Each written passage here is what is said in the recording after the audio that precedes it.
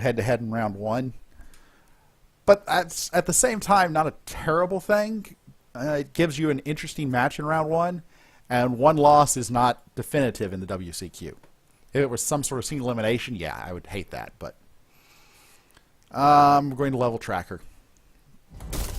Let Turkus think I'm on some sort of BQ or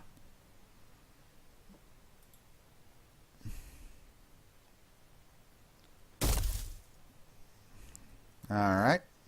I can block that out. I can not block out both of them, though. We will drop Gemhide Ravager, and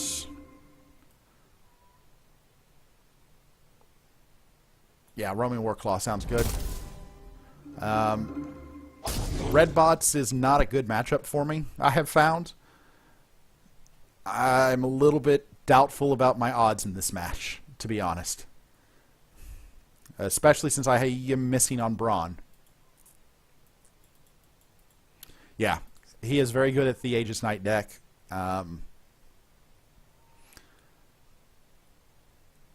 Explosives, he's going to Aegis Knight and then move everything over.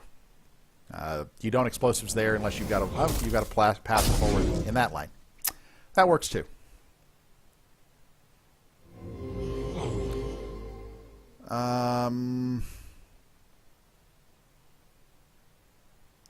Yeah, this is not going to go well for me, I feel.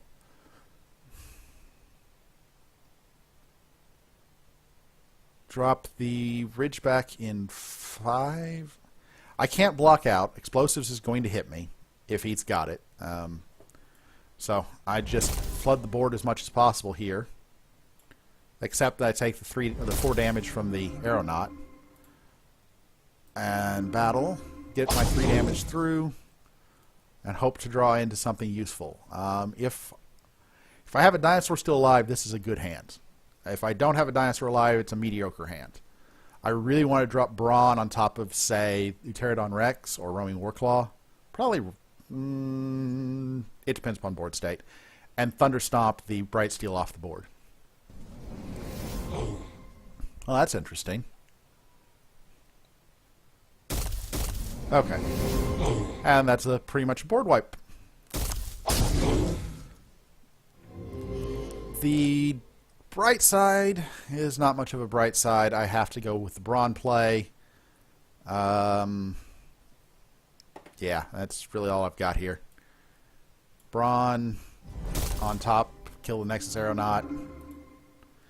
I really wish I could play Thunderstomp, but since he wiped my board, I don't have the cards for it.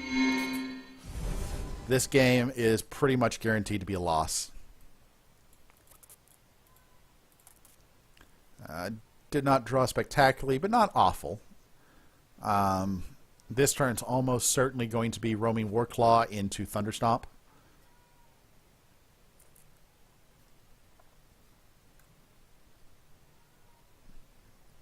But I'm definitely hurting. I know how this deck plays, and level 1 tends to be its weakest level. And he's got a dominant performance in level 1. So, like I said before, red bots is not something that I do well against. Dinos and red bots don't get along particularly enjoyably. On the bright side, I can wipe his board. I don't like using Roaming Warclaw here. I actually think I probably can't take the 17 damage. That's disappointing. Well, I'll have a 1-1 and a 6-3 on the board. Thunderstomp the Gargoyle and the Frostmane, killing them both. And not a bad hand, but not what I'd really need. Maybe I can use Gemhide Ravager to stall out. With the Frostmane Dragon coming down, it's definitely Ravager into Thunderstomp.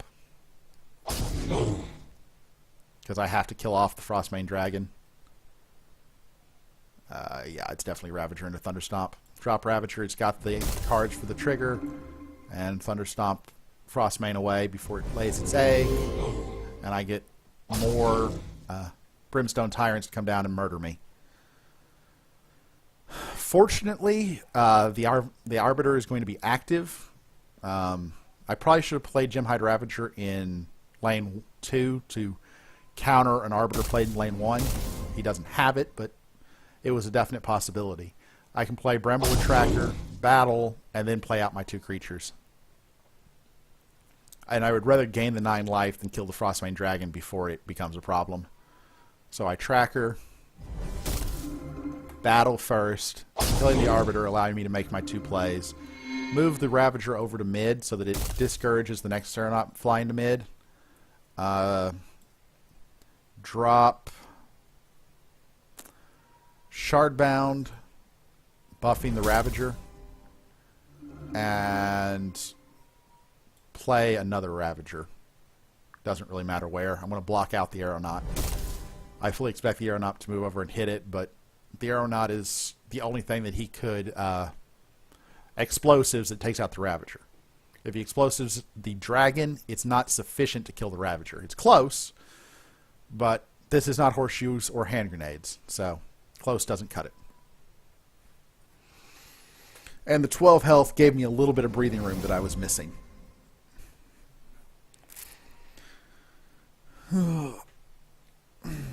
Battlebrand 2, that means the Ravager is going to trade off with the Frostmane. I'm fine with that.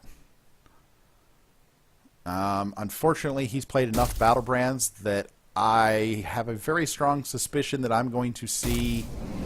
Ouch.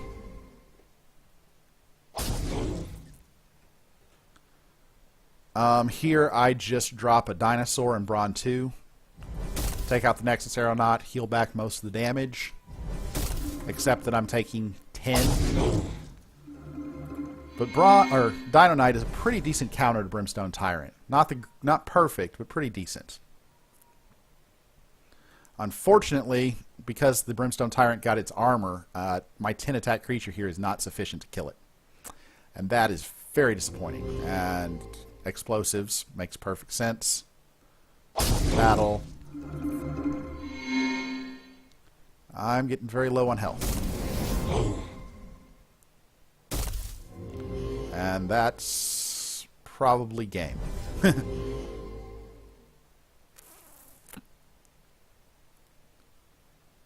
Yeah, I don't see a way out at this point. I'm taking 15, 26 guaranteed.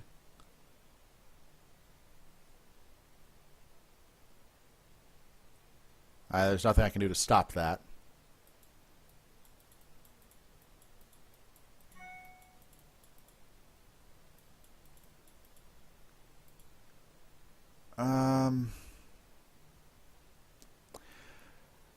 Yeah, this is game over. I'm going to push the damage because throwing Brawn away does nothing.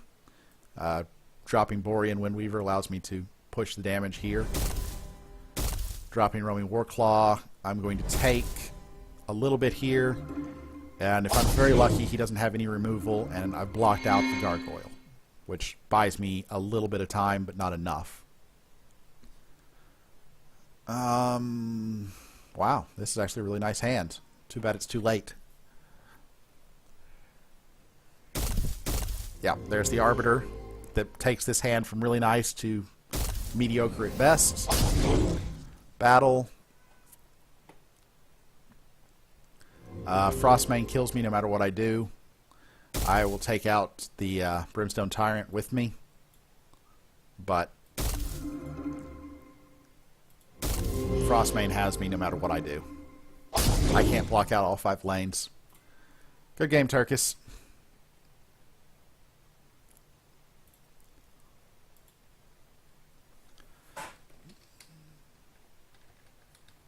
If I'd drawn a little bit better in player level 2, that might have gone differently.